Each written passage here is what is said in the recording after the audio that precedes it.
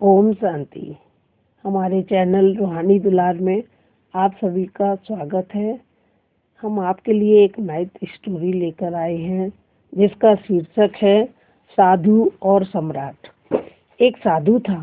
उसके गांव के लोगों ने उससे कहा कि तुम्हें हमारा सम्राट यानी राजा इतना मानता है, तुम अगर उससे कहो तो वह गांव में एक स्कूल खोल सकता है।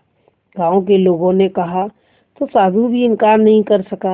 वह गया और जल्दी ही पहुंच गया ताकि सुबह सुबह ही सम्राट से बात हो जाए। भीतर गया तो पता चला कि सम्राट अपनी निजी पूजा स्थल पर है, अभी प्रार्थना कर रहा है। वह भी पीछे जाकर खड़े हो गए। सम्राट को पता नहीं चला कि साधु आया है।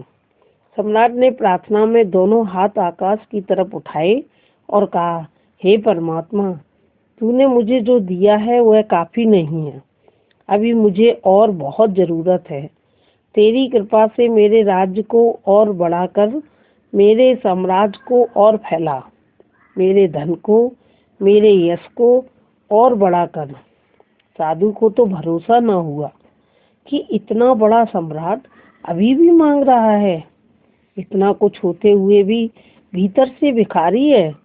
उसने सोचा कि जब यह अभी तक खुद ही मांग रहा है तो इससे मांगना उचित नहीं है, क्योंकि एक स्कूल में कुछ तो खर्च लगेगा ही, उतनी और कमी हो जाएगी बेचारे को। और फिर जब यह खुद ही परमात्मा से मांग रहा है तो हम बीच में एजेंट क्यों बनाएं? हम भी उसी से मांग लेंगे। वह लौट पड़ा। सम्राट उठा तो उसने साधु को सीढ़ियां उतरते देखा। वह दौड़ा और कहा, कैसे आए साधु महाराज और कैसे लौट चले?